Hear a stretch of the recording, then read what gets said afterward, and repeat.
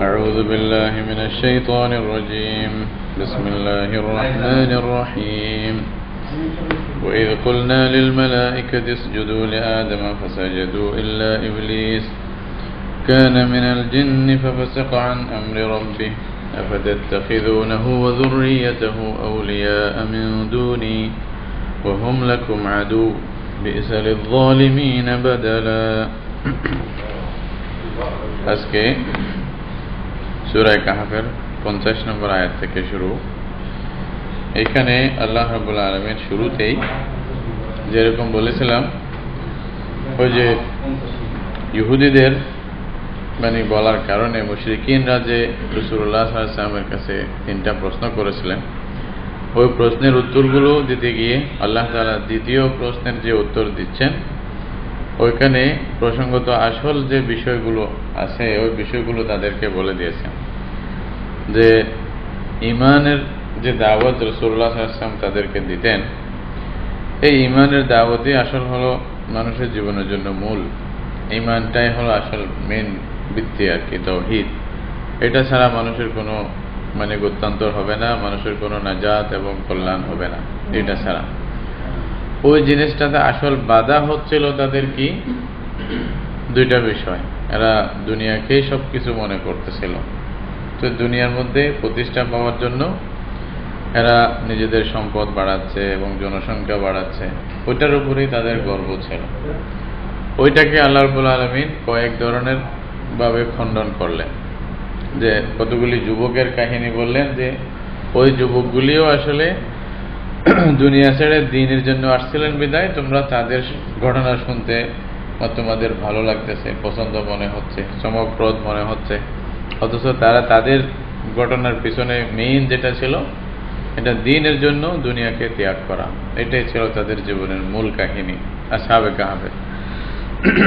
এরকম ভাবে আল্লাহ রাব্বুল আলামিন আরেকটা ঘটনা এদেরকে বলছেন, 2 সাথীর ঘটনা, যেখানে স্পষ্টভাবে বলা হয়েছে একজন দ্বীনকে নিয়ে আসছিল আর একজন দুনিয়াকে নিয়ে আসছিল, যেটা গত বৈঠকে বলা হয়েছিল।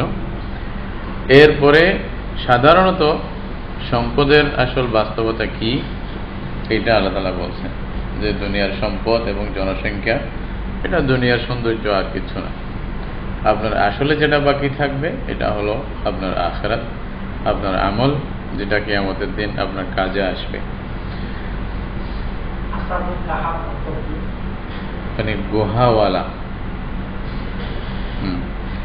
তো দেখেন, যেমন নাকি একটা হাদিসে রাসূলুল্লাহ সাল্লাল্লাহু আলাইহি ওয়াসাল্লাম বলেছেন, মানুষ যখন মারা যায় তখন 3টি জিনিস তার সাথে সাথে যায়।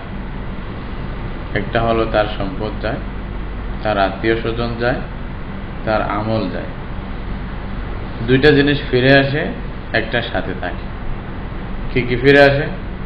সম্পদও ফিরে আসে, আত্মীয় স্বজনও ফিরে আসে, কিন্তু আমলটা তার সাথে থাকে। যদি ভালো হয় ভালো, খারাপ হলে আর বলার অপেক্ষা রাখে না যে কি হবে।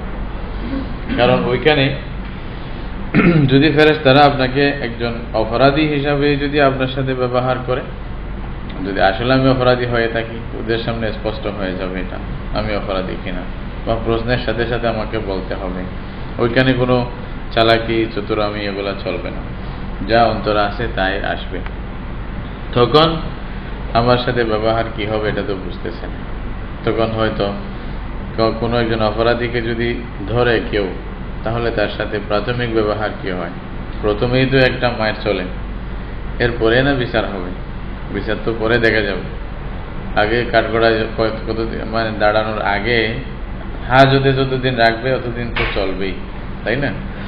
তো এইভাবেই মানুষের সাথে ব্যবহার হয়। তো এটা হলো মানুষ যাওয়ার পরে তার আমলের উপরে ভিত্তি করবে তার সাথে কিরকম ব্যবহার করা। এই কথাটাই আল্লাহ তাআলা আল মাল ওয়াল বানুনা জিনাতুল হায়াতিদ দুনিয়া ওয়াল বাকিয়াতুস সালিহাতু খায়রুন ইনদা রাব্বিকা সাওয়াবান ওয়া খায়রুন আমালা, এই কথা বলে বলছেন। এরপরেই আল্লাহ তাআলা এর পরের পরিণতি কি হবে তাও সংক্ষিপ্তভাবে বলে দিয়েছেন, যে যখন কিয়ামত হবে তখন মানুষের এইসব কিছু কোনো কাজে আসবে না, সব কিছু ধ্বংস হয়ে যাবে। তাকে তার কিতাব যখন সামনে দেওয়া হবে, এটা অপরাধীরা কিতাবের ভিতরে যা আছে তা দেখে ভয় করবে, আরে এটা তো না হলে ভালো হতো, এখানে এমন কিতাব তো আর দেখিনি, এখানে তো ছোট থেকে ছোট বড় থেকে বড় সব কিছুই বলা আছে, এটা কেমন কিতাব হলো, আরে এই কিতাব যদি আমি না পাইতাম তাহলে খুব ভালো হতো, এটা থেকে দূরে সরে থাকতাম। কিন্তু আল্লাহ বলছে কাউকে জুলুম এবং অত্যাচার করা হবে না, যে যা করছে তার বদলা সে পাবে। তবে সেই দিন মানুষ যদি মনে করে যে আমার সম্পদ আমাকে বাঁচাবে, আমার জনসংখ্যা আমাকে বাঁচাবে, তাহলে এটা ভুল ধারণা মানুষের, এগুলা কোনো কাজে আসবে না, কেউ চিনবেও না। মানুষ জনসংখ্যা দূরের কথা, এমনকি খুব নিকট আত্মীয়রা পর্যন্ত একে অপর থেকে ভাগতে শুরু করবে। যেমন হাদিস কোরআনের মধ্যে আছে যে বাপ ছেলেকে দেখে ভাগবে, স্ত্রী স্বামীকে দেখে ভাগবে, এরকম অবস্থা হবে, কেউ কারোর সাথে যেন যোগাযোগ নাই। আজকে আবার কোন বিপদে পড়ি কি না জানি, একটা যদি নেকি তালাশ করে আমার থেকে চায় বসে, এই জন্য একে অপর থেকে বাই থেকে ভাগবে, উম্মিহি ওয়া আবিহি, মায়ের কাছে যাবে না বাপের কাছে যাবে না, এরকম হবে। তবে যদি দিনদার হয় তাদেরকে এই ভাগার প্রয়োজন হবে না, আর তাদের ভয় হবে না, তারা সবাই মিলে মুত্তাকি হলে সবাই একসাথে থাকতে পারবে। এই মেইন কথাগুলি, মেইন মেসেজটা দেওয়ার পরে আল্লাহ রাব্বুল আলামিন মানুষকে আবার তাদের আসল যেটা ইতিহাস, ওটার দিকে আবার মানুষকে স্মরণ করাই দিচ্ছেন। ওটা হলো যে মানুষ হিসাবে প্রথম মানুষ যাকে আল্লাহ সৃষ্টি করেছিলেন উনি হলেন আদম আলাইহিস সালাম। উনার জন্যই সব কিছু সৃষ্টি করছেন, উনাকে দুনিয়াতে পাঠাইছেন পরীক্ষা দেওয়ার জন্য, যে তুমি দুনিয়াতে গিয়ে আল্লাহকে কোনো ভুলে যাও নাকি, আল্লাহর কথাকে ভুলে যাও নাকি, ওইটা দেখবে। আল্লাহকে যদি না ভুলো, আল্লাহর কথা যদি স্মরণ থাকে, তাহলে তোমার সব কিছু খুব ভালো পছন্দনীয়। আর যদি আল্লাহকে ভুলে যাও দুনিয়াতে গিয়ে, এবং তোমার বাপের যে মিরাজ ছিল ওটা যদি ভুলে যাও, তাহলে মনে করবে যে তোমার সব কিছু অপছন্দনীয়, একটাও পছন্দ করা হবে না, এবং তোমাকে তোমার ঘর থেকে বেদখল করে দেওয়া হবে এবং বিতাড়িত করা হবে। এই ঘরের তোমার কোনো অধিকার থাকবে না। অর্থাৎ বাপের ঘর ছিল আমাদের জান্নাত, আদম আলাইহিস সালামের ঘর ছিল জান্নাত। তো এখান থেকে ওনাকে আবার এখানে পৃথিবীতে পাঠাইছেন আল্লাহ রাব্বুল আলামিন, ওনার বাচ্চারা যেন পরীক্ষা দিতে থাকে। উনি নিজেও পরীক্ষা দিয়েছেন এবং সব বনি আদম আসিয়া আল্লাহ রাব্বুল আলামিন যে পরীক্ষার জন্য মানুষকে সৃষ্টি করছেন ওইটাই পরীক্ষা দিচ্ছেন। এই পরীক্ষার মাধ্যমে প্রমাণ করবে যে আসলে বাপের সন্তান হওয়ার যোগ্য কিনা, এটা নিজেরা বলবে, এবং মিরাজের সূত্রে উনি সেই ঘরের মালিক হতে পারে কিনা, এটা হলো নিজের পরীক্ষার ভিত্তিতে নির্ণয় হবে, এটা নির্ধারিত হবে। এরপরে প্রত্যেকজনের সাথে মামলা আলাদা আলাদা, এখানে কোনো আর জানে, সবাই আমরা আদমের সন্তান, এক হিসাবে সবাই। বাকি অন্য যেগুলা দুনিয়াতে হচ্ছে, পার্টি, সাথী, বন্ধু, মা বাপ, আত্মীয় স্বজন, এগুলা অনলি একটা পরিচয়ের জন্য, পরিচয় দুনিয়াতে চলার জন্য, দুনিয়া আবাদ হওয়ার জন্য, না হতো আল্লাহর কাছে এগুলা কোনো ভিত্তি না, কোনো সম্পর্ক কোনো কাজে আসবে না। যদি আপনি নবীর একেবারে আল্লাহর সবচেয়ে বেশি প্রিয় ব্যক্তিরা হলেন নবী, ওদের যদি আত্মীয় স্বজন হয়ে থাকেন তাও আপনাকে ছড়াতে পারবে না। এটা হলো আপনারা যেখানে কোরআন এবং হাদিসের যে সমস্ত ইতিহাস আমরা পড়েছি, ওখান থেকে যদি আপনারা একটু চিন্তা করলে বুঝে আসবে যে নবীর ছেলে হয়েছে কোনো কাজ আসে নাই, নূহ আলাইহিস সালামের ছেলে, এরকম ইব্রাহিম আলাইহিস সালামের বাপ ওনাকে ছড়াইতে পারে নাই, রাসূলুল্লাহ সাল্লাল্লাহু আলাইহি ওয়াসাল্লামের চাচা কিন্তু চাচা হয়েও কোনো কাজ হয় নাই, এবং লূত আলাইহিস সালামের স্ত্রী হয়েও নবী স্বামী, তারপরেও কোনো কাজ হয় না, আল্লাহর আযাব থেকে মুক্তি কেউ পায় নাই।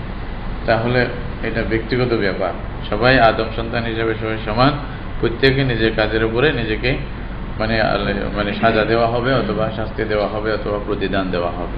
এটা হলো মূল বিষয় যে ইসলামের বা মানুষের সাথে আল্লাহর সম্পর্কের, ওই জিনিসটা আবার স্মরণ করাই দিচ্ছেন। দেখেন, وَإِذْ قُلْنَا لِلْمَلَائِكَةِ اسْجُدُوا لِآدَمَ فَسَجَدُوا إِلَّا إِبْلِيسَ। আল্লাহ বলছে আমি যখন আদম ফেরেশতাদেরকে বললাম যে তোমরা আদমকে সেজদা করো, ফাসাজাদু সবাই সেজদা করলেন, ইল্লা ইবলিস কিন্তু ইবলিস সেজদা করলেন না। ইবলিস সেজদা করলেন না, আসলে কি সে ফেরেশতা ছিল? না মানে কি ইবলিস এটা শয়তান ছিল। এখানে আল্লাহ রাব্বুল আলামিন কোরআনে বলতেছেন কানা মিনাল জিন, এ আসলে ফেরেশতা তো ছিল না, বরং জিনদের মানে অন্তর্ভুক্ত ছিল। হ্যাঁ, জিন থেকে ছিল, তাকে সৃষ্টি করা হয়েছে আগুন দ্বারা, জিন। ফাফাসাকা আন আমরি রাব্বিহি, সে আল্লাহর আদেশ থেকে বের হয়ে গেছে। ফিস্ক বলে বের হয়ে যাওয়া, খুরুজ আন তাআত, আল্লাহর ইবাদত থেকে দূরে সরে যাওয়া। সে আল্লাহর আদেশ মানা থেকে দূরে সরে গেল, বের হয়ে গেল, মানল না। তো সে যদি ফেরেশতা না হয় তারপরেও তাকে আদেশ দেওয়া হয়েছে, এটা কোরআনে স্পষ্ট আছে। আল্লাহ তাআলা বলছে যে আমি আদেশ দিছি তারপরেও তুমি মানলে না কেন। এটার দ্বারা বোঝায় তার উপরে আদেশ ছিল সেজদা করার, আর এমনি ফেরেশতাদের সাথে থাকছিল বিদায় তাকেও আল্লাহ একসাথে হুকুম দিছে যে তুমিও সেজদা করো। তখন সে সেজদা করলো না, না করার কারণে আল্লাহর আযাব তার উপরে আসলো। তো এটাই এখানে বলতেছে তুমি যদি একেবারে ভালো সাথে থাকো, এটাই কোনো প্রমাণ বহন করে না যে তোমার নাজাত হয়ে যাবে। ইবলিস যদি আল্লাহর হুকুম না মানার কারণে ফেরেশতাদের সাথে থাকিও যদি তার নাজাত না হয়, আর তোমাদের কি হবে? এটাই এখানে সবক আর মানে আর কি শিক্ষা। আফাতাত্তাখিযুনাহু ওয়া যুররিয়াতাহু আউলিয়া মিন দুনি, আল্লাহ বলছেন আচ্ছা তোমরা কি এই ইবলিসকে এবং ইবলিসের বংশধরকে, তার আওলাদকে তোমরা কি আমাকে বাদ দিয়া তাদেরকে বন্ধু বানাবে, শয়তানকে? ওয়া হুম লাকুম আদু, অথচ তারা তোমাদের দুশমন। তো তোমরা কেন ইবলিসের কথা দিকে যাচ্ছ, আল্লাহর কথা মানতেছ না কেন? এত স্পষ্ট প্রমাণের পরে সবকিছু তোমাদেরকে খুলে খুলে বলতেছে আমার নবী, তারপরেও তোমরা মানতেছ না, খালি ইবলিসের পিছনে শয়তানের পিছনে আসো। শয়তান এবং শয়তানের যে সন্তানেরা যা বলে সেদিকেই মানে দৌড়াচ্ছ কেন? বিসালিল যালিমিনা বাদালা, আল্লাহ বলেন জালেমদের জন্য এর চেয়ে বড় মানে বদলা আর কি হতে পারে। মানে তারা এই কি সুন্দর একটা মানে পরিবর্তন বা মানে প্রতিদানের উপরে তারা রাজি হলো, এটা তো খুব খারাপ একটা জিনিস যেটা তোমরা রাজি হয়ে গেছো। অর্থাৎ আল্লাহকে বাদ দিয়ে ইবলিস এবং ইবলিসের বংশধরকে নিয়ে তোমরা তাদেরকে বন্ধু বানাচ্ছ, এটা তো খুব খারাপ জিনিস যেটা তোমরা করছো। মানে আল্লাহর সাথে যেটা চেঞ্জ করলা, এই করা তো তোমাদের উচিত হয় নাই, এটা তো খুব খারাপ। মা আশহাদতুহুম খালকাস সামাওয়াতি ওয়াল আরদ, আল্লাহ বলছে আমি তো তাদেরকে আসমান জমিনের সৃষ্টির মধ্যে তাদেরকে শরীক করিনি। মানে আসমান জমিন যখন সৃষ্টি করতেছিলাম তখন না শয়তান ছিল, না শয়তানের বংশধর কেউ ছিল, এটা তো অস্তিত্বও ছিল না। আল্লাহই একমাত্র সৃষ্টি করছে, বাকি যারা আছে সব আল্লাহর মখলুক, আল্লাহর সৃষ্টি, আল্লাহই একমাত্র স্রষ্টা। ওয়ালা খালকা আনফুসিহিম, এমনকি তাদেরকে যখন আল্লাহ আমি সৃষ্টি করতেছি তখনও তো তাদেরকে আমি শরীক করিনি। অর্থাৎ শয়তানকেও তো আল্লাহ সৃষ্টি করছে, তো আল্লাহ যখন তাকে সৃষ্টি করতেছিল তখনও তাকে আল্লাহ শরীক করে নেবে যে তুমি সব চলে আসো একসাথে। তো সুতরাং সব কিছু আল্লাহর মখলুক, তো তোমরা কেন এভাবে করতেছো? ওয়া কুনতু মুত্তাখিযাল মুদিল্লিনা আদুদা, বলছে আমি যারা গুমরাহ আরেকজনকে গুমরাহ করে পথভ্রষ্ট করবে তাদেরকে আমি সাহায্যকারী হিসেবে কোনো দিন গ্রহণ করি না। আল্লাহ বলছে আমি তো কাউকে গ্রহণ করি না। তো সুতরাং তোমরা কেমনে মনে করলা যে আল্লাহর দিন বাদ দিয়ে, আল্লাহর রাস্তা বাদ দিয়ে অন্য রাস্তায় তোমাদের মানে কোনো একটা সহযোগিতা হবে, তোমরা মানে উপকার পাবে, তোমাদের কল্যাণ আসবে, এটা কেমনে মনে করতেছো? তোমরা যদি কল্যাণ চাও তাহলে আল্লাহর রাস্তা, নবীদের যে তরিকা, নবীদের পদ্ধতি, এটাই তোমাদের গ্রহণ করতে হবে। বলছে যদি না মানে এটা তোমাদের ইচ্ছা, হয়তো তোমরা না মানে আল্লাহর সাথে যাদেরকে শরীক করতেছ, শয়তানকে অথবা মূর্তি পূজাকে আরো যাকে, এগুলাকে কিয়ামতের দিন যখন ডাকা হবে তখন তারা কি উত্তর দিবে? হয়তো তারা তোমাদের উত্তরও দিবে না, হয়তো তারা তোমাদের ডাকে সাড়া দিবে না, কারণ তারা নিজেরাই তো মখলুক, নিজেরাই তো আল্লাহর সৃষ্টি। ওয়ায়াউমা ইয়াকুলুনা দু শুরাকাইয়াল্লাযীনা যাআমতুম, যেদিন আমি মানে বলবে, অথবা আল্লাহর পক্ষ থেকে কোনো ফেরেশতা বলবে বা যে আওয়াজ দেনেওয়ালা আহ্বানকারী কেউ বলবে, নাদু শুরাকাই, তোমরা ডাকো আমার সাথে যাদেরকে শরীক করেছিলা তাদেরকে ডাকো, আল্লাযীনা যাআমতুম, যাদেরকে তোমরা মনে করতা, ধারণা করতা যে এরাও আল্লাহর সাথে শরীক আছে, এদেরকেও আল্লাহ ক্ষমতা দিয়ে রাখছে, এদের মধ্যে এরকম কিছু আছে যারা কিছু করতে পারে, আমাদের কল্যাণ করতে পারে, নাউজুবিল্লাহ এরকম মনে করতো। এখনো বর্তমানেও মুশরিকিন যারা মূর্তি পূজা করে, কবর পূজা করে, বা আরো যারা করে, তো সবাই আল্লাহকে এমনি মানে, কিন্তু আল্লাহর সাথে সাথে অন্য কেউ মানে, বলছে যে আমরা তো গুনাহগার মানুষ, আমাদের কথা কি শুনবে? এদের উসিলায় হয়তো আমাদের কথা শুনবে। হ্যাঁ, এরাই এদেরকে অনেক ক্ষমতা দিয়েছে, আল্লাহ কি জানে। আর বিশেষভাবে যদি কেউ যদি পাগল হতে পারে, বলছে আরে বাবা কি জানি ওনার কাছে কি আছে, তাই না? এরকম ভয় দেখাবে, কি মামা বলছে কি আছে। তো অনেক সময় নওয়াজুবিল্লাহ এমন অবস্থা যে কি আছে উনি তো সব বলেই দিয়েছে কি আছে, এরকম অবস্থা হয়। তারপরেও মানুষের আকল কেন ঠিকানায় আসে না আল্লাহ জানে, চিন্তা করেন আসলে জন্য। তো এরকম আল্লাহ বলছে তাদেরকে, যাদেরকে মনে করতা তাদেরকে ডাকো। ফাদআউহুম ফালাম ইস্তাজিবু লাহুম, তারা ডাকবে, ওরা কোনো উত্তর দিবে না। কেমনে উত্তর দিবে? কারো সাহস আছে আল্লাহ রাব্বুল আলামিনের সামনে কথা বলার? কারো সাহস থাকবে? কেউ বলবে। তো ওরা হয়তো অস্বীকার করবে, বলবে যে না না আমরা তো বলি নাই আমাদের পূজা করতে, ওরা কেন করছে, এরকম বলবে, সেই জন্য স্বীকার করবে। ওয়াজআলনা বাইনাহুম মাওবিকা, আল্লাহ বলছে আমি এরকম তাদের মধ্যে একটা নির্দিষ্ট সময় নির্ধারণ করে দিব, তাদের ধ্বংস করে দেওয়ার জন্য, হালাক করে দেওয়ার জন্য, তাদেরকে তারা ধ্বংস হওয়ার একটা কারণ বানাই দেব। ওয়ারাআল মুজরিমুনা আন-নারা ফাযান্নু আন্নাহুম মুওয়াকিউহা, আর তখন হবে কি, অপরাধী যারা তারা জাহান্নামকে চোখে দেখবে। যখন জাহান্নামকে দেখবে যে ওঠানো হচ্ছে, হাদিসের মধ্যে আছে জাহান্নামকে কিয়ামতের দিন আল্লাহ রাব্বুল আলামিন 70,000 শিকল দিয়ে এটাকে বাঁধা হবে এবং শিকল দিয়ে টানিয়ে ওঠানো হবে। 70,000 শিকলের মধ্যে এক একটা শিকলের মধ্যে 70,000 ফেরেশতা ধরবে টানার জন্য, এইভাবে টানিয়ে ওঠাবে। কি বিরাট জিনিস জাহান্নামের, মানে প্রস্তুতা যদি জানতে চান, মানে একটু অত ব্যাপক, এত বড়, অত প্রশস্ত, ওটা যদি মানে বুঝতে চান তাহলে রাসূলুল্লাহ সাল্লাল্লাহু আলাইহি ওয়াসাল্লাম যেভাবে বলতেছে জাহান্নামীদের ব্যাপারে যে কথা বলছেন, যে একজন জাহান্নামীর যেটা দাঁত থাকবে, এই যে মাড়ির দাঁত আর কি, একটা দাঁতের পরিমাণ রাসূলুল্লাহ সাল্লাল্লাহু আলাইহি ওয়াসাল্লাম বলছে উহুদ পাহাড়ের সমান। যদি একটার দাঁত উহুদ পাহাড়ের সমান হয়, তাহলে আপনি চিন্তা করেন ওইটা এরকম যদি 32টা দাঁত মুখের মধ্যে থাকে, তাহলে 32টা উহুদ পাহাড় একসাথে বসায় দেওয়ার মতো উপরে নিচে। তাহলে এই পুরো একটা ব্যাপক শরীরকে ঢাকার জন্য মুখটা কত বড় হইতে হবে? বাহরাইনের চেয়ে বড় হবে না মুখটা? কি মনে করেন? শুধু মুখটা হবে বাহরাইনের চেয়ে বড়, মানে ভয়ানক অবস্থা, আপনার বোঝার জন্য বলতেছে। এই জন্যই রাসূল করিম সাল্লাল্লাহু আলাইহি ওয়াসাল্লাম বলছে এক জাহান্নামীর বসার স্থান, যেটা বসার জন্য চেয়ার আমাদের লাগে না, কতটুকু জায়গা লাগে, এক জাহান্নামীকে বসার জন্য যে স্থান লাগবে ওটা হলো মা বাইনা মক্কা ওয়াল মদিনা। সুবহানাল্লাহ, স্পষ্ট কথা রাসূল সাল্লাল্লাহু আলাইহি ওয়াসাল্লামের, মানে মক্কা মদিনার মধ্যখানে যে দূরত্ব আছে ওটা প্রায় 500 বছরের রাস্তা।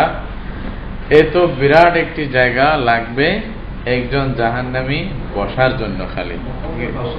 আসেন হ্যাঁ, মানে 500 কিলোমিটার বলতেছে, 500 বছর না, সরি 500 কিলোমিটার। তাহলে একটা মানে প্রায় এরকম আর কি। হ্যাঁ, তো একজন জাহান্নামী বসতে 700 কিলোমিটারের এত বড় জায়গা লাগবে একজন জাহান্নামী বসতে। তাহলে হাদিসের মধ্যে আছে সবচেয়ে বেশি লোক যাবে জাহান্নামে, জান্নাতে যাবে খুব কম। আল্লাহ রাব্বুল আলামিন কিয়ামতের দিন বলবেন হযরত আদম আলাইহিস সালামকে, আপনার আওলাদ এবং ফরজান থেকে জাহান্নামের জন্য আপনি বাঁচিয়ে আনেন এবং জান্নাতের জন্য বাঁচিয়ে আনেন। তো আল্লাহ রাব্বুল আলামিনের কাছে হযরত আদম আলাইহিস সালাম প্রশ্ন করবেন, ইয়া আল্লাহ, জান্নাতের জন্য কয়জন, জাহান্নামের জন্য কয়জন? এটা বলার পরে হযরত আদম আলাইহিস সালামকে আল্লাহ তাআলা বলবেন যে 999 জন জাহান্নামের জন্য, একজন জান্নাতের জন্য। সুবহানাল্লাহ। এটা বলার পরে সাহাবায়ে কেরামের তো মানে পায়ের জমিন বের হয়ে গেছে, ইয়া আল্লাহ কি অবস্থা হবে আমাদের যদি 999 জন জাহান্নামে যায়, একজন জান্নাতে যায়। তখন সবাই মানে ভয়ে অবস্থা কাহিল। রাসূলুল্লাহ সাল্লাল্লাহু আলাইহি ওয়াসাল্লাম বলছেন, আমি আশা করব তোমাদের থেকে একজন হবে কাফের মুশরিক অথবা ইয়াজুজ মাজুজ এদের থেকে হবে 999 জন। তাহলে আলহামদুলিল্লাহ আল্লাহ বাঁচাইছে। তিনি ইমানের শর্ত, যদি ইমান থাকে। তো উদ্দেশ্য হলো জাহান্নামেই যাবে মানুষ বেশি। আর এক জাহান্নামের যদি এই অবস্থা হয়, বসার জন্য 500 কিলোমিটারের মতো জায়গা লাগে, তাহলে বেশি যে জাহান্নামে যাবে, জাহান্নাম কত বড় হবে আবার বুঝেন।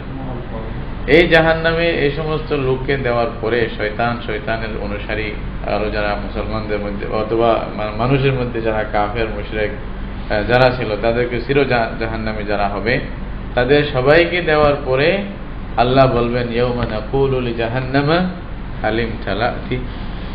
আল্লাহকে বলবেন তোমার পেট ভরছে? আল্লাহু আকবার। আল্লাহ প্রশ্ন করবে তোমার পেট ভরছে? হালিম তালাতি। তখন জাহান্নাম কি বলবে জানেন? ওয়া তাকুলু হাল মিন মাজিদ, বলবে যে আরো কিছু কি আছে? তাইলে কত বড় জাহান্নাম চিন্তা করেন। মানুষ কল্পনা করে কুল পাবে, দেমাগ ফেটে যাবে, কল্পনার বাইরে জিনিস এগুলো। তখন আল্লাহ রাব্বুল আলামিন কুদরতের পা মোবারক রাখবেন জাহান্নামের উপরে। এটা রাখলে তখন বলবে কত কত হয়েছে হয়েছে, আর লাগবে না। তখন স্পষ্ট এই অবস্থা। তো বলতেছে এই জাহান্নামকে যখন অপরাধীরা দেখবে, ওয়ারাআল মুজরিমুনা আন-নারা ফাযান্নু আন্নাহুম ওয়াকিউহা, তখন তারা মনে করবে যে হায়রে এরা তো অবশ্যই জাহান্নামে পড়বেই, জাহান্নামে যাবেই। ওয়ালাম ইয়াজিদু আনহা মাসরিফা, জাহান্নাম থেকে ভাগার জন্য বা এদিক সেদিক যাওয়ার জন্য কোন রকমের কোনো ব্যবস্থা তাদের থাকবে না। এটা থেকে যে ভাগিয়া চলে যাবে, অন্য জায়গাও প্রত্যাবর্তন করবে, এরকম কোনো সুযোগ তারা পাবে না।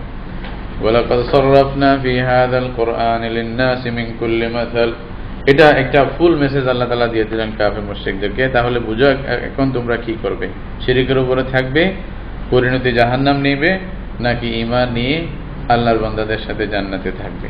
এটা দেখো তোমাদের চিন্তার বিষয়। এইভাবে আল্লাহ তাআলা মেসেজটা তাদেরকে দিয়ে দিলেন।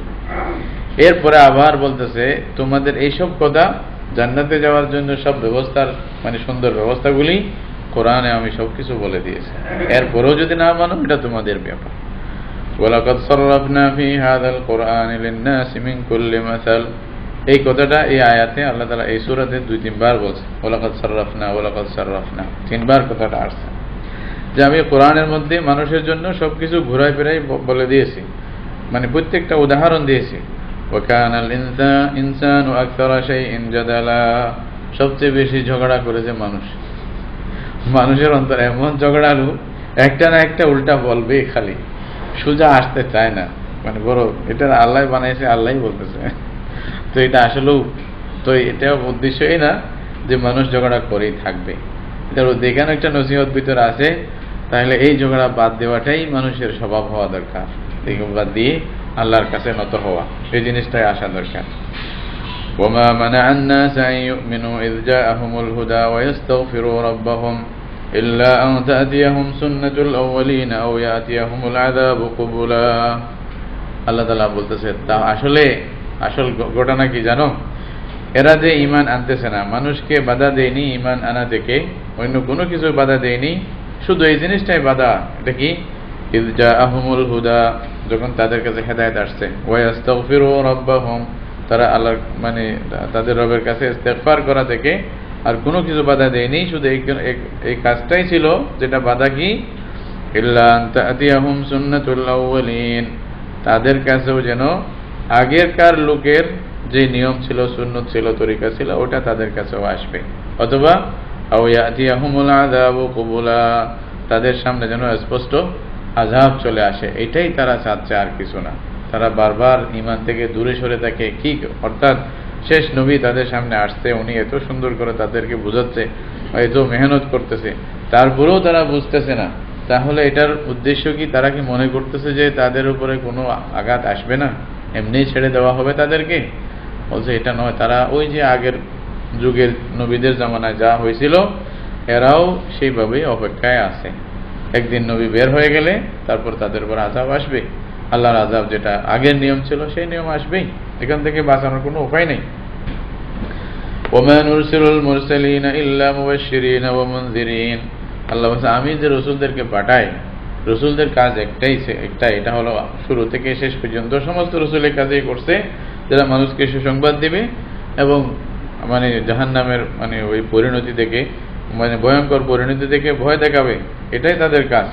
ওয়ায়ুজাদিলুল্লাযীনা কাফারু বিল বাতিলি লিইউদহিদু বিহিল হক ওয়াত্তাখাযু আয়াতি ওয়া মা উনযিরু হুজুয়া। এই যারা কাফের তারা করে কি, নবীদের সাথে ঝগড়া সব সময় করতে থাকে, তারা অস্বীকারী, নবীদের কথা যারা স্বীকার করে না, মানতে চায় না, তারা বাতিল একটা পন্থা নিয়ে নবীদের সাথে ঝগড়া করে। কেন? লিইউদহিদু বিহিল হক, তারা হককে এইটা দিয়া ধ্বংস করার উদ্দেশ্যে, উদার কথা বলতে বাতিল জিনিসটা নিয়ে হককে তারা দবাই রাখবে, হককে সামনে আসতেই দিবে না, যে কোনো উপায়ে ওইটাকে দাফায় চাপায় রাখার একটা চেষ্টা করবে, মানে ইত্যাদি এদিক সেদিক কথা ঘুরাই ফিরে হককে তারা দাবায় রাখার চেষ্টা করে।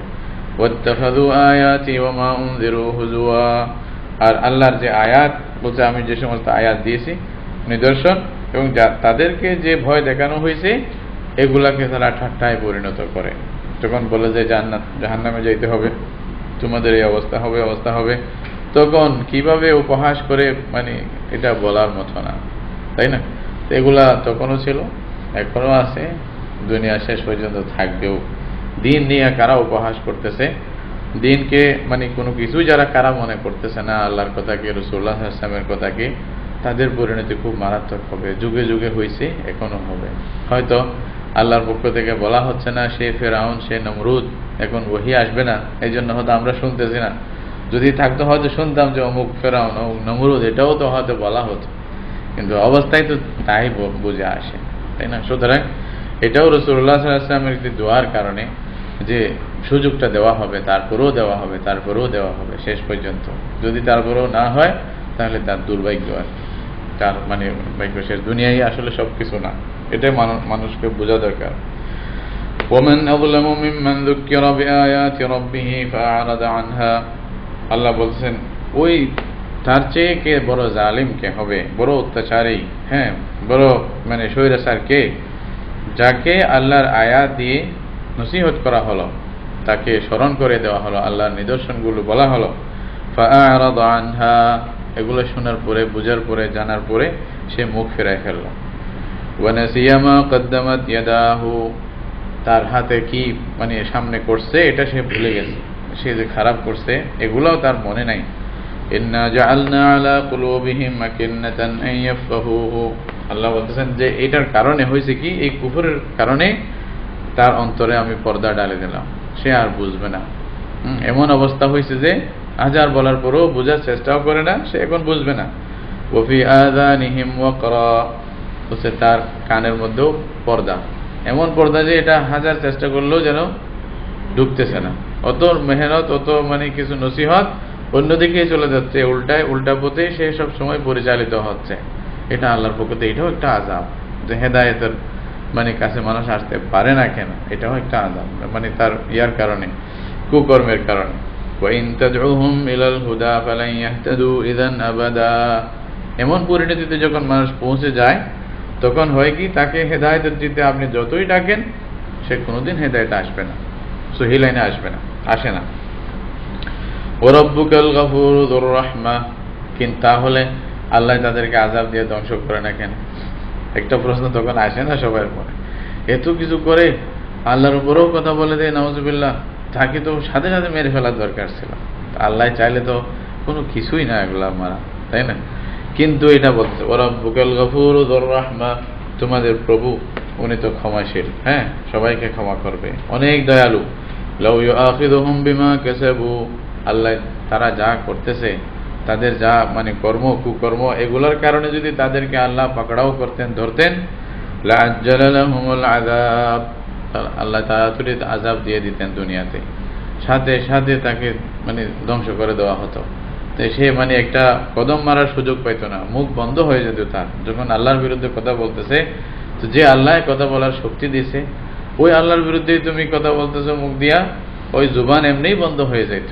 এরকম বুবা অনেক আছে যাদেরকে আল্লাহ বুবা বানাইছে, তারা কথা বলতে পারতেছে না। তো এগুলা বলেও তারপরেও আল্লাহ তাকে সুযোগ দেয়।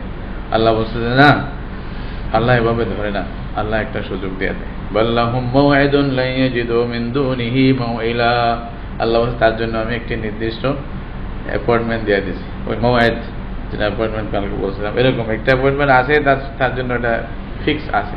কখন? লা ইয়াজিদু মিন দুনিহি মাউইলা, এটাকে সে এড়াইতে পারবে না কোনোভাবেই। ওইখানে গেলেই তাকে ধরা দিতে হবেই, ওইখানে আসতেই হবে। সেই সময়ে আর কোনো উপায় হবে না, তখন আর তওবা কবুল হবে না যদি মওত চলে আসে।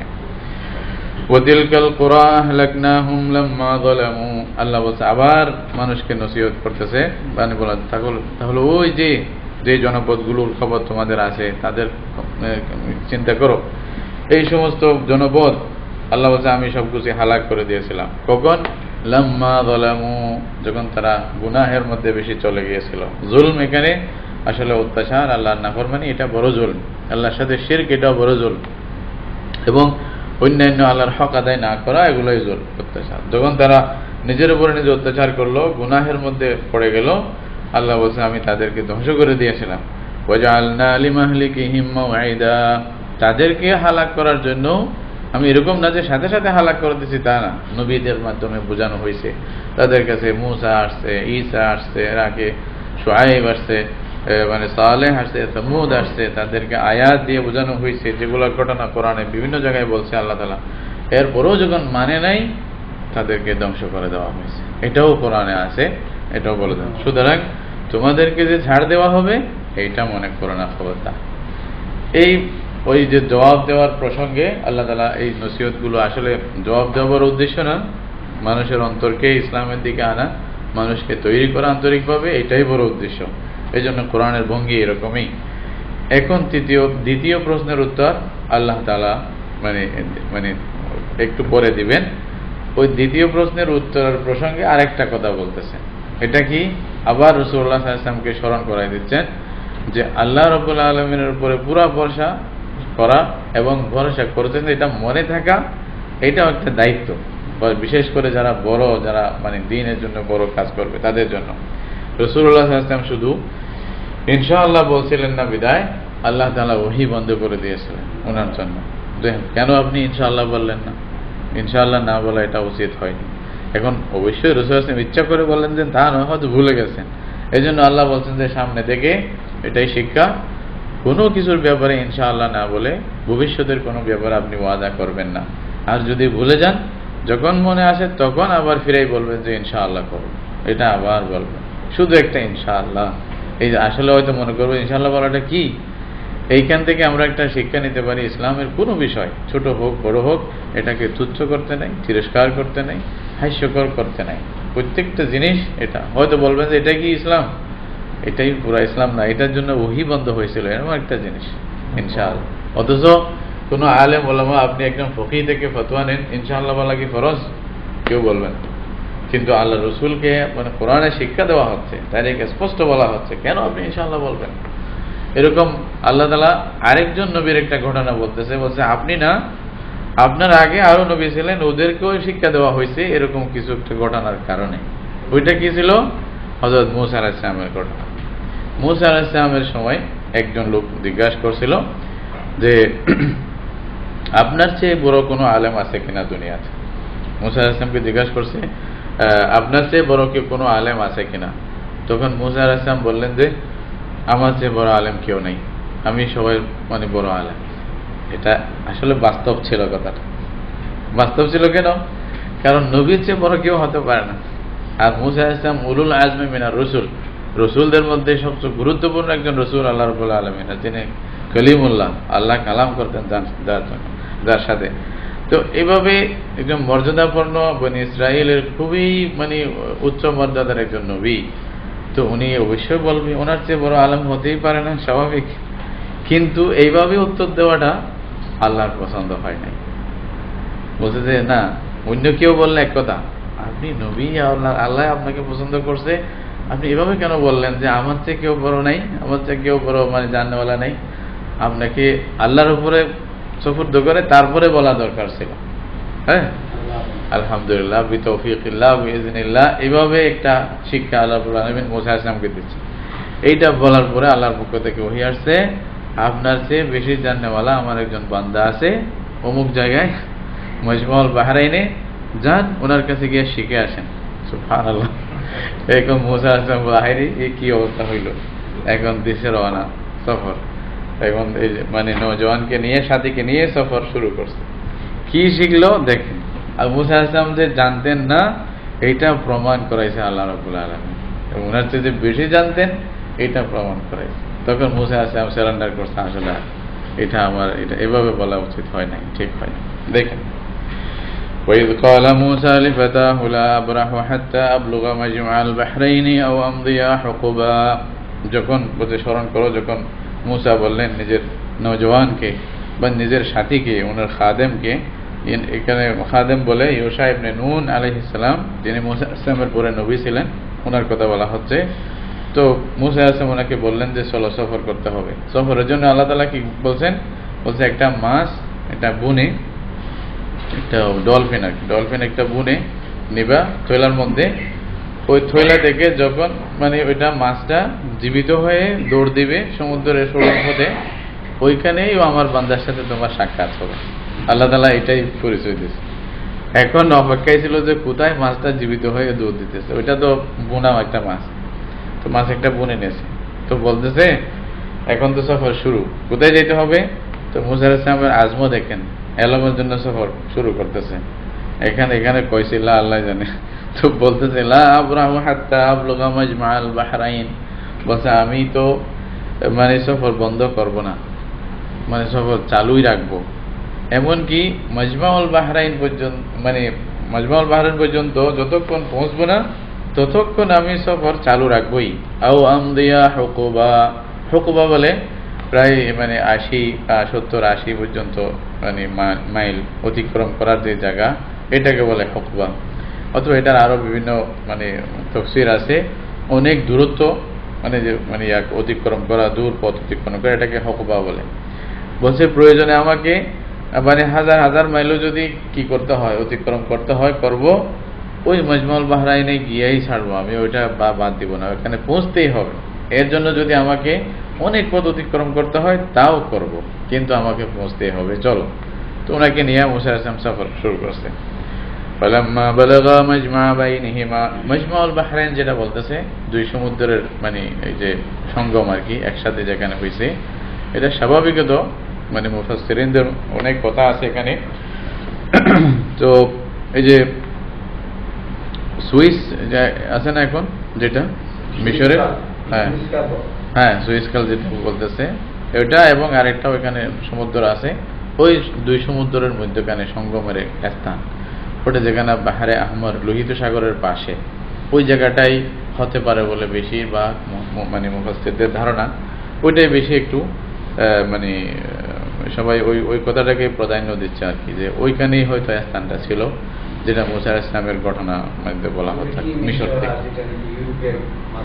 মাঝামাঝি স্থানে মধ্যখানে, ওইটাই বলা হচ্ছে। হ্যাঁ, তো ফালাম্মা বালাগা মাজমা বাইনিহিমা, যখন দুই সমুদ্রের মধ্যখানে সঙ্গমের মানে এই যে সংযোগের স্থানে পৌঁছে গেলেন, নাসিয়া হুতাহুমা, এখন ওই যে দুজনেই নিজের ওই যে মানে মাছের কথা, ডলফিনের কথা ভুলে গেছে। ওয়াত্তাখাযা সাবিলাহু ফিল বাহরি সারাবা, ওইটা হয়েছে কি সমুদ্রের মধ্যে একটা সুড়ঙ্গ করে সে চলে গেছে। ওইটা হয়েছিল অর্ধেক খাইছিল মুসা আলাইহিস সালাম আগে, এটা ওইটুকু পৌঁছার পর্যন্ত, আর 1 ফিট খাইছে, আর 1 ফিট ছিল আর কি মাছটা। তখন মুসা আলাইহিস সালাম একটু মানে ক্লান্ত হয়ে মানে একটু আরাম করার জন্য ঠেক লাগাইছেন, এখানে ঘুম চলে আসছে। তো সাথী ওই যে হযরত ইউশা ইবনে নুন ওনার খাদেম উনি ছিলেন সাথে, তো উনি দেখলেন যে উনিও একটু আরাম করতেছেন। তখন হঠাৎ করে দেখছে যে ওই যে থৈলা থেকে মাছ নড়াচড়া শুরু করছে। এখন কিরে বোনা মাছ নড়ে কেন? তারপর দেখছে যে এমন একটা লাফ দিয়েছে এবং সমুদ্রের মধ্যে সুড়ঙ্গ করে চলে গেছে। পরে ওই মুসা আলাইহিস সালাম ঘুমেছিলেন, মুসা আলাইহিস সালাম মানে জাগ্রত হলে বলবেন, কিন্তু উনি পরে ভুলে গেছে।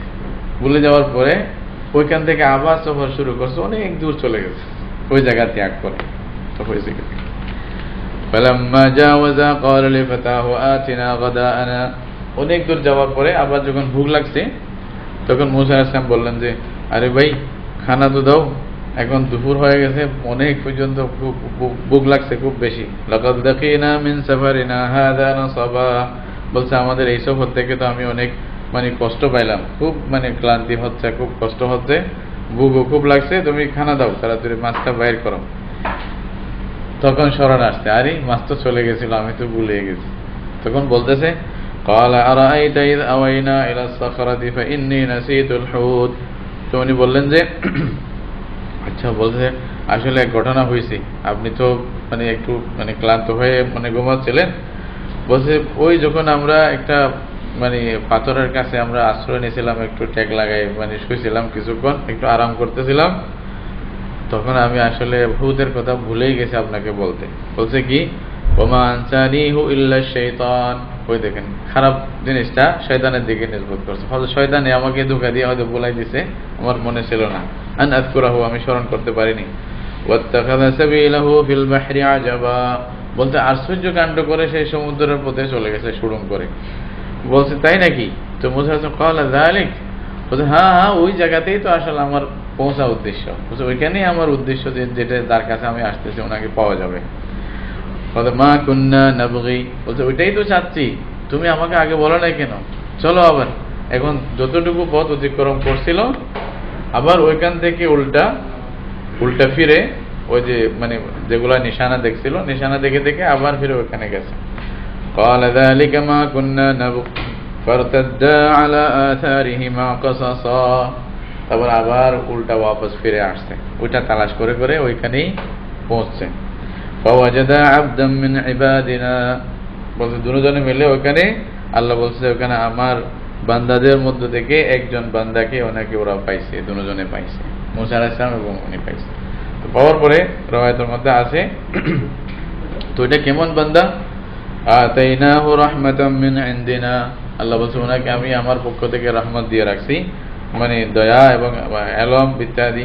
ওয়া আল্লামনাহু মিন লাদুন্না ইলমা, আল্লাহ বলছে আমি ওনাকে নিজের পক্ষ থেকে কিছু ইলম ওনাকে শিক্ষা দিয়েছি। এইখানে বলা হচ্ছে ওখানে কোনো উস্তাদ ইত্যাদি এগুলো নাই, আল্লাহ নিজে ওনাকে ইলম দিয়ে এভাবে রাখছে। এটা কে ছিলেন? খজির আলাইহিস সালাম। তো মুসা আলাইহিস সালাম ওখানে যাওয়ার পরে প্রথমে ওনাকে সালাম করছে। উনি মানে একটা সাদা কাপড় নিয়ে এভাবে ইয়ার মধ্যে মানে সাদা কাপড় মানে শরীরের উপরে দিয়ে উনি মানে শুয়েছিলেন। তো তখন মুসা আলাইহিস সালাম মানে গিয়া বললেন যে আসসালামু আলাইকুম। সালাম দেওয়ার পরে উনি বলছে যে ওয়ালাইকুম সালাম মুসা বনি ইসরাইল। এইটা বলার পর বলছে আমি বনি ইসরাইল মুসা, ওনাকে কে বললো? তো মুসা আলাইহিস সালাম তখন থেকে আশ্চর্য করছে, তাহলে উনি যে আমার সম্পর্কে জানে দেখি। তারপরে কথা হয়েছে, পরিচয় হয়েছে। তো ওনাকে খজির আলাইহিস সালাম বলতেছে আর কি, উনি হলেন খজির আলাইহিস সালাম। খজির এই জন্য বলে কোনো কোনো রেওয়ায়েতে যেগুলো আছে, আসলে এটা শস্য শ্যামলাকে খজির বলে, আরবিতে আখদার, যদি মানে সবুজ কিছু হয়ে যাওয়া। তো উনি এক সময় একেবারে দুদু এক ময়দানে বসছিলেন। তো বসার পরে পরে এমন একটা মানে প্রভাব হয়েছে যে ওনার আশেপাশে যতগুলি জায়গা ছিল সবগুলোর মধ্যে শস্য শ্যামলা হয়ে উঠছে হঠাৎ করে, মানে সব সবুজ হয়ে গেছে, কত সুন্দর ঘাসটা ছুটে গেছে। এই জন্য ওনাকে এইভাবে খদির বলে। আল্লাহ রাব্বুল আলামিনের মকবুল বান্দা ছিল। উনি কে ছিলেন না ছিলেন ইত্যাদি আসবে। প্রথমে ঘটনা শুনেন। قال له موسى هل اتبعك على ان تعلمني مما علمت رشدا, মুসা আলাইহিস সালাম ওনাকে বললেন যে আমি কি আপনার অনুসরণ করতে পারি? দেখেন উস্তাদের কাছে শাগিরদ কিরকম কথা বলে, এটার আজীব একটা শিক্ষা এখানে দেওয়া হয়েছে, কিভাবে বলবে কি সুন্দরভাবে। মুসা আলাইহিস সালাম কত অনুনয় বিনয়ের সাথে বলতেছেন হাল আত্তাবিউকা আলা আন তুআল্লিমানি মিম্মা উল্লিমতা রুশদা, আমি কি আপনার অনুসরণ করতে পারি, পিছনে থাকতে পারি, যে এই শর্তের উপরে যে আপনি আমাকে শিক্ষা দিবেন ওই সমস্ত শিক্ষা যা আল্লাহ আপনাকে হেদায়েতের শিক্ষা দিয়েছেন, যা বিশেষ একটা জ্ঞান আপনাকে আল্লাহ দিয়েছেন, ওই বিশেষ জ্ঞানটা আমি কি আপনার কাছে শিখতে পারি? অথচ মুসা আলাইহিস সালাম নিজে অনেক বড় আলেম ছিলেন, নবী ছিলেন। বড় আলেম মানে নবী, তাহলে আলেম হইলে যে কারোর কাছে শিক্ষা নিতে পারবে না, এই কথাটা মারাত্মক ভুল, যেটা মুসা আলাইহিস সালামের এই কাহিনী থেকে আমরা স্পষ্ট শিক্ষা পাচ্ছি। আর যদি এরকম হয় তাহলে আলেমের ছোঁয়া লাগেনি বলতে হবে, বুঝতে পারছেন? তাই এগুলা মানে শিক্ষা নেওয়া আর কি। মুসা আলাইহিস সালাম আল্লাহর একজন জলিলুল কদর নবী, উনি একটা বিষয় যেটা জানতেন না আল্লাহ তাআলা বলছেন যে না জান, ওনাকে জিজ্ঞাসা করেন। তো ক্বালা ইন্নাকা লান তাসতাতিআ মাইয়া সাবরা। উস্তাদ কি শক্ত কথা বলতেছে। উনি বলতেছে, হ্যাঁ, আপনি আমার সাথে ধৈর্য ধরতে পারবেন না। আমি যা করব এটা আপনার সহ্য হবে না। তো সুতরাং আপনি আমার কাছে কেমনে থাকবেন? আমি যা করি প্রত্যেক কথা যদি আপনি অভিযোগ শুরু করেন তাহলে হবে না। এটা আপনার সেই শরীয়তের এলম না। আমার কাছে যে এলম আছে এটা অন্য কিছু, এটা তাকওয়িনী এলম, এটা আল্লাহ তাআলা দিয়েছেন নাকি। শরীয়তের জন্য তো মুসা আলাইহিস সালামই বড়, কারণ মুসা আলাইহিস সালাম উনি নবী ছিলেন। তো বলছে যে যেহেতু হয়তো আমার যে কথাগুলি আপনার সাথে টকরাও হবে, আপনার যে জ্ঞান আছে সেই হিসাবে আপনার উল্টা মনে হবে, তো আপনি অভিযোগ করলে হবে না আমার সাথে। তো উনি কি বলতেছেন? সুবহানাল্লাহ। আবার বলছেন, ওয়া কাইফা তাসবিরু আলা মা লাম তুহিত বিহি খুবরা। আর সবর করবেনও কিভাবে যেটার খবর আপনাকে দেওয়া হয়নি, যেটার জ্ঞান আপনাকে দেওয়া হয়নি, ওইটার উপর আপনি সবর করা এটা অসম্ভব। এখানে কিছু কথা আছে যেটা আমি মুনাসিব মনে করি না বলা। সুফিয়ায়ে কেরামের কিছু কথা আছে, তো যদিও বা বলে, কিন্তু এটা তো খিজির আলাইহিস সালামের ব্যাপারে যেটা, এটা কোরআন স্পষ্ট বলছে। কিন্তু অন্য কোনো মানুষকে আল্লাহ যেরকম জ্ঞান দিছে বলে এটা তো কোরআনে বলা নাই। তো সুতরাং এই জন্য আমরা এটা বিশ্বাস করতে পারি না কারো ব্যাপারে যে উনিও আল্লাহর পক্ষ থেকে এরকম কিছু পাইছে, এই জন্য শরীয়তের উল্টা করলেও তাকে ধরবো না, এটা আর নাই। রাসূলুল্লাহ সাল্লাল্লাহু আলাইহি ওয়াসাল্লামের পরে এরকম সুযোগ আমরা দিলে হবে কি, এই যে ভণ্ডরা সব নিজে ভণ্ডামি করে বলছে যে এটা আমার কাছে আল্লাহর জ্ঞান, এটাই বলবে। সেই জন্য এখানে সব কথা হলো কি, শরীয়তের উপরেই নির্ভর। বাস রাসূলুল্লাহ সাল্লাল্লাহু আলাইহি ওয়াসাল্লাম যে শিক্ষা দিছে এখানে সব আছে, কোনো মারফতের বাইরে নাই, কোনো তরিকতের বাইরে নাই। শরীয়ত রাসূলুল্লাহ সাল্লাল্লাহু আলাইহি ওয়াসাল্লাম যেটা বলছে এটার বাইরে কিছু নাই। এই জন্য ইমাম আবু হানিফা রাহমাতুল্লাহ আলাইহি আরো বরাবর আইম্মা এরা বলছে আল ইস্তিকামাতু ফাওকাল কারামা, ও যে মজবুত থাকা শরীয়তের উপরে এটা কারামতের চেয়ে অনেক বেশি। কেউ বলতে পারে যে উনি এমন বড় হুজুর, যে এমন বড় বীর ওলি বুজুর্গ, বলছে যে পানিতে উনি গিয়া নামাজ পড়ে, মুসাল্লা পুকুরের মধ্যে মুসাল্লা বিষয়ে নামাজ পড়ে। তো এইটার গুরুত্ব ইসলামে অত বেশি নাই, আসলে এটা বুঝতে হবে। হয়তো কেউ পড়তেও পারে, কিন্তু পড়লে আসলে ফজিলত কোথায়? পুকুরে মুসাল্লা বিষয়ে নামাজ পড়ার ফজিলত নাকি জামাতে মসজিদে পড়ার ফজিলত? এটা যদি দেখেন তাহলে আমরা সোজা পথ পাই, আর এখানে গুমরা হইতে হয় না। এটাই চমকপ্রদ কিছু দেখলেই যে আমরা গুমরা হয়ে যাব। আরে আরে ভাই, আল্লাহ রসুল তো মসজিদেই পড়তেছে নামাজ, তো তুমি এখানে পড়লে না কেন? তুমি ওই রাস্তায় কেন যাচ্ছ? এগুলো কোনো বিষয় না আসলে। তো সুতরাং ওই দিকে না যাওয়াই উত্তম আর কি। যদিও এখানে হয়তো বলবো যে খিজির আলাইহিস সালামের কথা আল্লাহ রাব্বুল আলামিন বলছে, এই জন্য আমাদের মানতে হচ্ছে। তো হতে পারে আল্লাহু আলাম, কিন্তু আমরা শরীয়তকে মানার জন্যই আল্লাহর পক্ষ থেকে আদিষ্ট। ওটার বিরুদ্ধে হলে আমরা মানব না, এটাকে সুযোগ দেব না। সুযোগ দিলে হবে কি, সব শয়তানি ইসলামের নামে শুরু হবে, এটা কোনো বন্ধ করার রাস্তা পাওয়া যাবে না। মধ্যখানে একটা কথা বলে দিলাম আর কি, যেটা হয়তো কারো মনে আসতে পারে। জি, ওটাই মুসা আলাইহিস সালামের সাথে ছিল, নবীর সাথে ছিল। এটাই দেখেন তো, কাইফা তাসবিরু আলা মা লাম তুহিত বিহি খুবরা, বলছে যে আপনি কেমনে ধৈর্য ধরবেন যেটার খবর আপনার নাই, আপনাকে দেওয়া হয় নাই, আপনি ধৈর্য ধরা অসম্ভব। ক্বালা, এখন একজন শাগিরিদ উস্তাদের কাছে উস্তাদকে কিভাবে মানাবে শিক্ষা দেওয়ার জন্য, দেখেন অনেক কত সুন্দর সিস্টেম। ক্বালা সাতাজিদুনি ইনশাআল্লাহু সাবিরান, কথার ভঙ্গি আল্লাহ নবীদের কিভাবে শিক্ষা দিয়েছে। রাসূলুল্লাহ সাল্লাল্লাহু আলাইহি ওয়াসাল্লামকে বলতে দেখেন, মুসা আলাইহিস সালাম কি বলছে, উনি গিয়ে বলছে সাতাজিদুনি ইনশাআল্লাহ, আগে যদি আল্লাহ চায় তাহলে আমাকে আপনি ধৈর্য ধারণকারী পাবেন। কিভাবে বলতেছে? আগে ইনশাআল্লাহ আগে বলতেছে, এটাও রাসূল সাল্লাল্লাহু আলাইহি ওয়াসাল্লামকে একটা শিক্ষা। ক্বালা সাতাজিদুনি ইনশাআল্লাহু সাবিরান, বলছে যে অবশ্যই ইনশাআল্লাহ আপনি আমাকে ধৈর্য ধারণকারী হিসাবে পাবেন। আমি আশা করি, আল্লাহর উপর আমার ভরসা, আপনি আমাকে ধৈর্য ধারণকারী হিসেবে পাবেন, ধৈর্যশীল পাবেন। ওয়ালা আসি লাকা আমরা, সাথে সাথে তাকিদ কি বলছে, আপনার কোনো কথা আমি অমান্য করব না, যতক্ষণ আপনার সাথে আসি এলম শিখার জন্য আমি আপনার কোনো কথা অমান্য করব না। ক্বালা ফাইন ইত্তাবা'তানি ফালা তাসআলনি আন শাইইন হাত্তা উহদিসা লাকা মিনহু যিকরা। এক একজনের বিশেষ কন্ডিশন থাকতে পারে। তো উনি এই কন্ডিশন দিচ্ছেন কাকে, মুসা আলাইহিস সালামকে এই শর্ত দিলেন যে আচ্ছা, যদি আপনি আমার অনুসরণ করতে চান, আমার কাছে থাকিয়া কিছু শিখতে চান, তাহলে ফালা তাসআলনি আন শাইইন, কোনো বিষয়ে আমাকে প্রশ্ন করবেন না যতক্ষণ না আমি আপনাকে সেই ব্যাপারে নিজে স্পষ্ট না বলি। আমি যখন বলবো না তার আগে আপনি আমাকে কোনো প্রশ্ন করবেন না, এই হলো শর্ত। মুসা আলাইহিস সালাম বলতে ওকে, এবার কোনো অসুবিধা নেই। যখন উস্তাদ শাগিরদের মধ্যে হয়ে গেল, এখন মানে এই যে মানে কি বলে যে চুক্তি হয়ে গেল, দুজন হয়ে গেল, ঠিক আছে উনি মানবে, আমি অভিযোগ করবো না, চলে। এখন সফর শুরু হয়েছে, বলছে আসেন আমার সাথে। এখন খিজির আলাইহিস সালাম, মুসা আলাইহিস সালাম, হযরত ইউশা ইবনে নুন তিনজন যাচ্ছে। ফানতালাকা, এখন এখানে দুজন বললেও উনিও সাথে আসেন। হাত্তা ইযা রাকিবা ফিস সাফিনা, কতটুকু গিয়ে মানে সফর করতেছে, এরকম জমিনে কোথাও যাচ্ছে আর কি। যাওয়ার সময় একটা সুন্দর একটা কাশতি, ওই কাশতিতে অনেক মানুষ উঠছে, ওনারাও বলছে আমরা কাশতিতে উঠে ওই পারে যাবে আর কি। কাশতির মধ্যে ওঠার পরে খিজির আলাইহিস সালাম কি করলেন, ওই কাশতিটা নিজের লাঠির ভার দিয়ে কাশতিটার মধ্যে ছিদ্র করে দিলেন।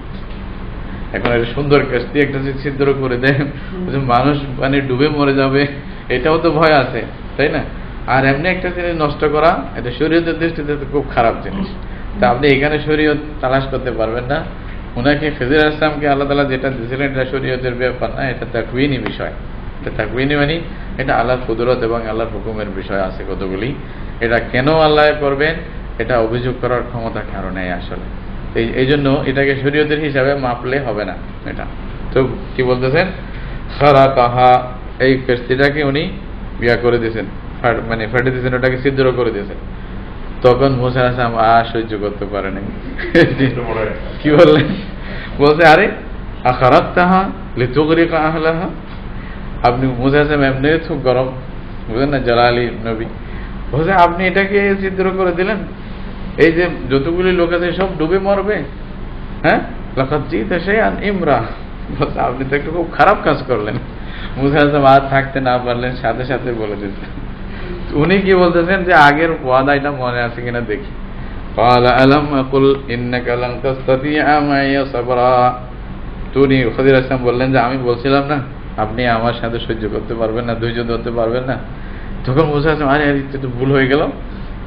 ক্বালা লা তুআখিযনি বিমা নাসিতু, আবার বলছে আচ্ছা আমার ভুল হয়েছে, দয়া করে আমাকে পাকড়াও করেন না। ওয়ালা তুরহিকনি মিন আমরি উসরা, বলছে আমার বিষয়টাকে আপনি কঠিন করেন না, একটু সহজ করেন, দয়া করেন আমার উপরে, তো ভুল হয়ে গেছে, কি করব। তারপরে যেটা করতেছেন দেখেন মারাত্মক। ফানতালাকা হাত্তা ইযা লাকিয়া গুলামান ফাকাতালা, আবার রওনা দিছে, ওই পারে যাওয়ার পরে যাওয়ার পরে দেখলো যে হাত্তা ইযা লাকিয়া গুলামান, একটা ছোট বাচ্চা মানে খেলতে আসছে, ও ছোটাছুটি করতেছে। খিজির আলাইহিস সালাম ওকে ধরে এক কোপে 2 টুকরা করে দিয়েছে, হত্যা করে দিয়েছে। এটা কেমন মারাত্মক, এটা একজন নবী কেমন সহ্য করবে। তো হয়েছে কি, ক্বালা আকাতালতা নাফসান যাকিয়াতাম বিগাইরি নাফস, আর মুসা আলাইহিস সালাম ওটা ভুলে গেছে। এটা দেখে রাগ এমন উঠছে যে ছোট বাচ্চা এটাকে কোনো দোষ ছাড়াই মারি দিলেন, এটা কেমন কথা হইলো। ক্বালা আকাতালতা নাফসান যাকিয়াতান, একটা পবিত্র একটা জান আপনি হত্যা করে দিলেন, বিগাইরি নাফস, এটা আরেকটার মানে বদলা ছাড়া কিসাস নাই, কিছু নাই, আপনি এমনি একটা মেরে ফেললেন। লাকাদ জিতা শাইআন নুকরা, বলছে আপনি তো খুব অপছন্দনীয়, খুবই খারাপ কাজ করছেন। আবার বলে দিয়েছে, তুমি আবার উনি কোনো উত্তর না দিয়ে ওটাই বলতেছে কি, ক্বালা আলাম আকুল লাক, এখানে একটু তাকিদ করে বলতেছে আমি কি আপনাকে বলছিলাম না ইন্নাকা লান তাসতাতিআ মাইয়া সাবরা, আপনি ধৈর্য ধরতে পারবেন না। তো আচ্ছা বলছে উনি এখন মুসা আলাইহিস সালাম বলছে এটা 2টা ভুল হয়ে গেছে। তো বলছে আচ্ছা ইন সাআলতুকা আন শাইইন বাদাহা, এরপরে যদি আমি আপনাকে আবার প্রশ্ন করি তাহলে ওকে, তখন আপনি অনুমতি আছে আপনার আমাকে বাদ দিতে পারেন। ফালা তুসাহিবনি কদ বালাগতা মিন লাদুন্নি উযরা, আপনি একেবারে শেষ পর্যায়ে পৌঁছে গেছেন, অনেক ধৈর্য ধরছেন, এখন আর তো আমি আর বলার সুযোগ নাই আমার কাছে, আরেকবার যদি আমি অভিযোগ করি তাহলে আমাকে বাদ দিয়েন। ফানতালাকা, এরপরে আবার ঠিক করলো উস্তাদকে, মানে উস্তাদ যদি বিগড়ে যায় আবার ঠিক করা কত মানে শিক্ষার ভিতর আছে দেখেন। ফানতালাকা হাত্তা ইযা আতায়া আহলা ক্বরিয়াতিন ইসতাতআমা আহলাহা, তারপরে দুজন চললেন, এমনকি এক গ্রামবাসীর কাছে গেল। ওই গ্রামবাসী আসলে সব বখিল, মানে এমন কঞ্জুস, মেহমানদেরকে মেহমানদারি করবে না। তো ওইখানে গিয়া দুজনে চাইলেন যে তাদের কাছে খানা চাইলেন, মানে ওই গ্রামবাসীর কাছে বলছে ভাই আমাদের কাছে খানা দাও। ফাবাউ আন ইউযাইফুহুমা, তারা খানা দিতে মানে অস্বীকার করলো, বললো যে না আমরা খানা দিব না, মেহমানদারি করবো না। এখন বোঝা যাচ্ছে আমার রাগ না, আরে মেহমানদারি মানে চাইলে ওরা দিল না, তারপরে হয়েছে কি যাক সহ্য করতেছে চলো। এখন ওই গ্রামের দেখতেছে সামনে গিয়ে একটা দেওয়াল পড়ে যাচ্ছে, খিজির আলাইহিস সালাম দেখিয়া মুসা আলাইহিস সালাম বলছে এই দেওয়ালটা সোজা করে দাও। এখন মুসা আলাইহিস সালামের রাগ হয়েছে, বলছে খানাও দিল না আর দেওয়ালও সোজা করতেছে, কি পাইছেন আপনি? ওইটা আর সহ্য হয় নাই। ফাওয়াজাদা ফিহা জিদারান ইউরিদু আন ইয়ানকাযা ফাকামা, বলছে দুজনে একটা দেওয়াল পাইলেন, দেওয়াল, ওই দেওয়ালটা মানে পড়ে যেতে লাগছিল, ওইটাকে সোজা করে দিয়েছে কে?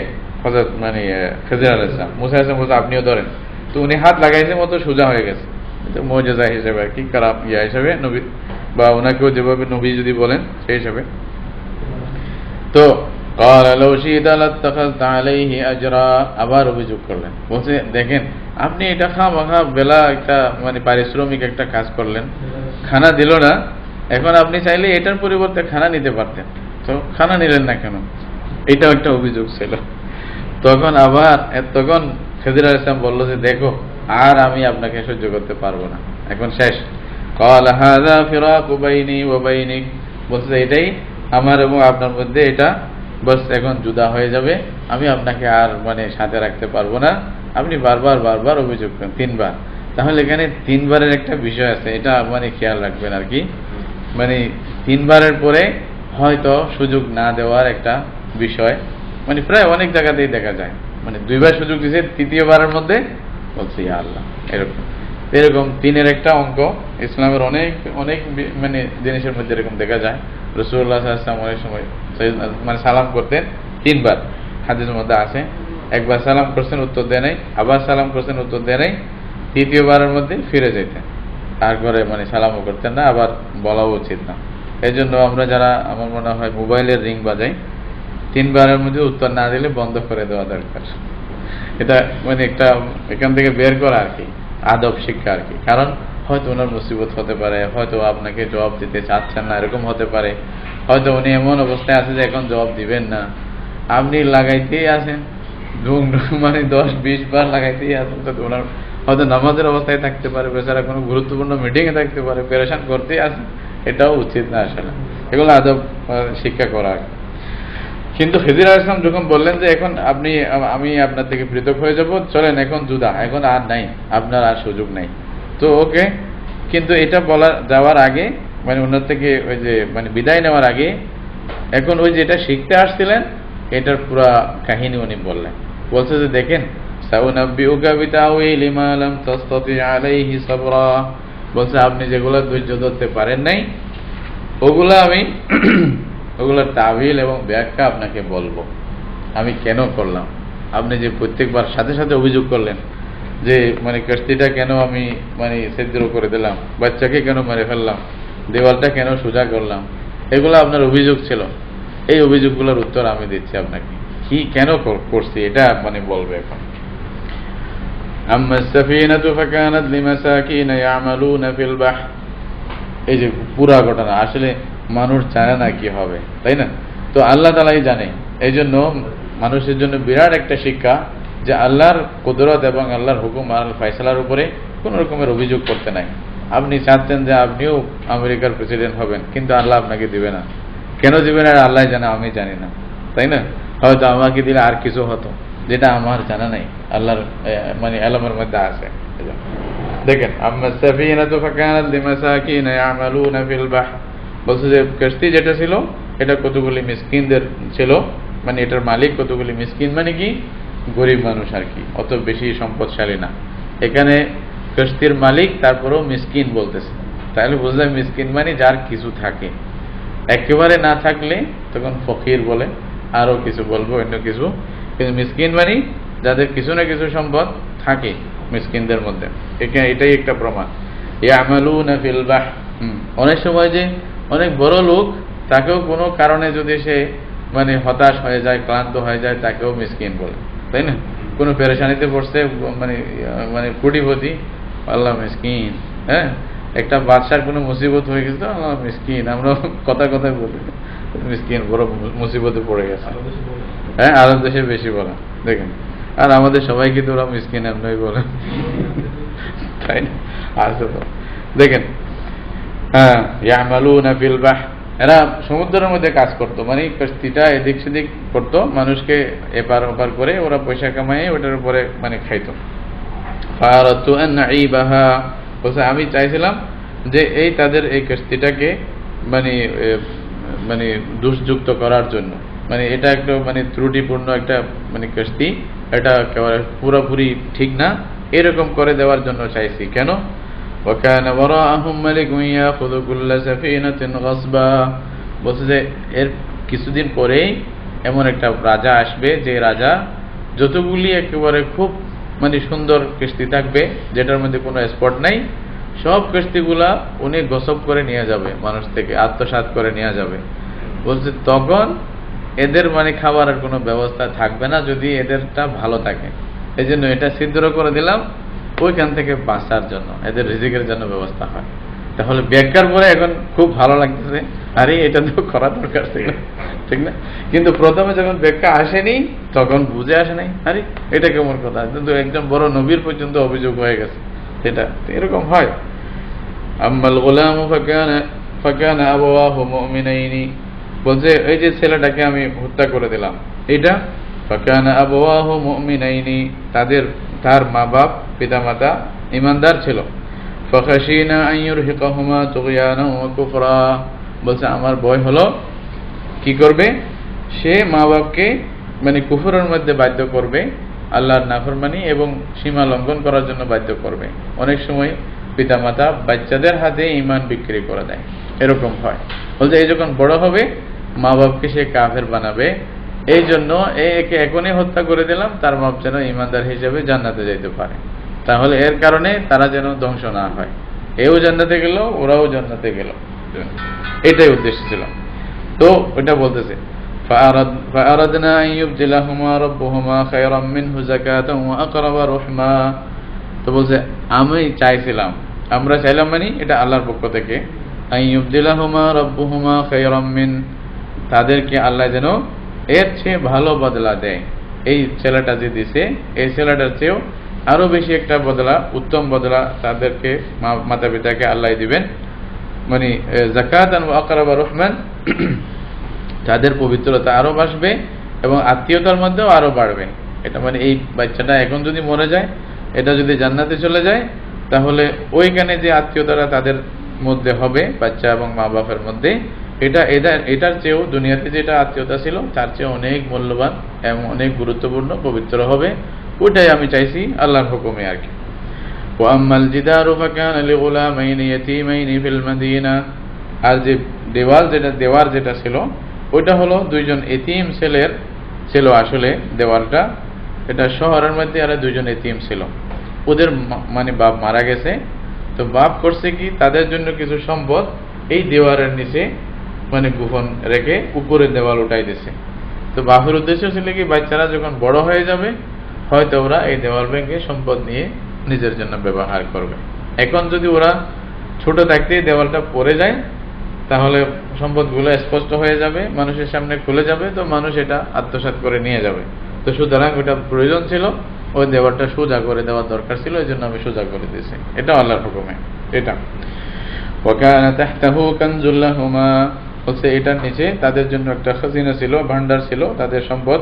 ওয়াকানা আবুহুমা সালিহান, সুবহানাল্লাহ, দেখেন কি কারণে কি হয়, তাদের বাপ নেককার ছিল বিদায় তাদের সাথে এই ব্যবহার করা হচ্ছে, সালেহ দিনদার, তাদের পিতা খুব দিনদার ছিল। ফাআরাদা রাব্বুকা আন ইয়াবলুগা আশুদ্দাহুমা, বলছে আপনার প্রভু এটা চাইলেন কি এই বাচ্চারা বড় হোক, মানে বালেগ হোক, ওয়াস্তাখরিজা কানজাহুমা, এরপরে এই মানে দেওয়ালের নিচ থেকে তারা ভান্ডার বের করুক, রাহমাতাম মির রাব্বিক, এটা আপনার প্রভুর পক্ষ থেকে এটা রহমত হিসাবে। ওমা ফাআলতুহু আন আমরি, এই এখানে আসিয়া বলতেছে আমি এটা নিজের আদেশে করি নাই, আমি নিজের হুকুমে করি নাই, এটা সব কার হুকুম ছিল? আল্লাহর হুকুম ছিল, আল্লাহ এটা করাইছেন। যালিকা তাআওয়িলু মা লাম তাসতি আলাইহি সাবরা, এটাই হলো সেই তাওয়িল যেটার উপর আপনি ধৈর্য ধরতে পারেন নাই, মানে এটা মানে যা বললাম এইখানে দেখেন, এখানেও খুব অধৈর্য হিসাবে বলতে মালাম তাস্তিয়া বলছে, তাস্তিয়া ওইটা না বলিয়া আরো একটু সংক্ষেপ করে বলছে, কারণ ওনার সফরের সাহেব এখন চাইতে হবে তাড়াতাড়ি, এই জন্য আরো সংক্ষেপ। মাশাআল্লাহ, মালাম তাস্তিয়া আলাইহি সাবরা, যেটা আপনি ধৈর্য ধরতে পারেন নাই, এটাই হলো ঘটনা। এই যে খিজির আলাইহিস সালাম, উনি ওনার সম্পর্কে আসলে মুসলমানদের মধ্যে অনেক কথা, এই যে উনি নবী ছিলেন কিনা এই নিয়েও কথা আছে। কেউ বলতেছে উনি ফেরেশতা ছিলেন। যদি ফেরেশতা থাকে তাহলে ওনার যে হুকুমগুলো মানে কাজগুলো আছে ওই নিয়ে আমাদের বহস করার প্রয়োজন নাই। ফেরেশতার মাধ্যমে আল্লাহ তাআলা দুনিয়ার সব কাজ করাচ্ছে। হ্যাঁ, কেউ মরতেছে, কেউ জীবিত হচ্ছে, কেউ অ্যাক্সিডেন্ট হচ্ছে, এগুলো সব মানুষ এটা অভিযোগ করে না, যেহেতু আল্লাহর হুকুমে হয়, মানুষ দেখে না কাউকে। কিন্তু খিজির আলাইহিস সালামকে সামনে দেখছিলেন বিধায় অভিযোগটা হয়েছিল। আবার কেউ বলতেছে উনি নবী, আবার যদি নবী হন তাহলে বলতে হবে যে এটা আল্লাহ রাব্বুল আলামিনের হুকুমে ছিলেন। এবং কতদিন ছিলেন? উনি শরীয়তের কোনো নবী ছিলেন না, তাকওয়িন, এটা দুনিয়ার মানে বিভিন্ন কাজে আল্লাহ তাআলা ওনাকে কাজে লাগাইছিলেন যখন প্রয়োজন হয়েছে, ততটুকু। এবং এরপরে উনি জীবিত ছিলেন কিনা, কতদিন ছিলেন, এটা নিয়েও কথা আছে। কেউ মনে করতেছে এখনো জীবিত আছে খিজির আলাইহিস সালাম। হ্যাঁ, অনেকে আবার মনে করে যে ওনার সাথে অনেকের সাক্ষাৎ হয়েছে। হ্যাঁ, মানে বিশেষ করে সুফি বুজুর্গ যারা আছে, তো এই লাইনের অনেকে বলছে খিজির আলাইহিস সালামের সাথে সাক্ষাৎ হয়েছে, কথা হয়েছে। তো এগুলো আসলে একটা ভুয়া কথা, যেটার কোনো ভিত্তি নেই। একটা হাদিসের মধ্যে রাসূলুল্লাহ সাল্লাল্লাহু আলাইহি ওয়াসাল্লাম বলতেছেন যে আজকে থেকে মানে 100 বছরের ভিতরে যারা থাকবে পৃথিবীতে সবাই মারা যাবে, এরকম একটা হাদিস আছে। যদিও বা মানি যে আগে মারা যায় নাই, রাসূলুল্লাহ সাল্লাল্লাহু আলাইহি ওয়াসাল্লামের এই হাদিস মধ্যে তখন উনি মারা গেছেন। আল্লাহ রসুলের সাথে সাক্ষাৎ হয়েছে কিনা এইটার কোনো প্রমাণ পাওয়া যায় না খিজির আলাইহিস সালামের, তাই না? এগুলো ঠিক না, এটা কোনো প্রমাণ নেই। যে বললেও এটা কোনো আসলে প্রমাণ ছাড়া কথা আর কি, এটা ভিত্তি তো লাগবে। তো মানে মোটমাট কথা হল, কথা শেষ করে দিই। তো এই ব্যাপারে যা বললেও মোটমাট খিজির আলাইহিস সালাম একজন নবী ছিলেন, মুসা আলাইহিস সালামের সাথে ওনার সাক্ষাৎ হয়েছিল, ওইখান পর্যন্ত শেষ। এরপরে ওনার কোনো ঘটনা আমরা আসলে পাই না, এটা আসলেও নেই। যেটা বলা হচ্ছে এটা সঠিক না, যদিও বা মানুষ এদিক সেদিক বলতেছে। আমাদের অতটুকু বিশ্বাস করতে হবে একজন নবী ছিলেন, মুসা আলাইহিস সালামের সাথে ওনার সাক্ষাৎ হয়েছে, যেটা কোরআনে আসছে, অতটুকু পর্যন্ত ওনারটা ফিনিশ হয়ে গেছে। এরপরে তৃতীয় প্রশ্নের উত্তর আসবে ওয়াসআলুনাকা আন যিল কারনাইন হিসাবে। তো আজকে থাক, আল্লাহ তাআলা আমাদের বুঝার জন্য তৌফিক দান।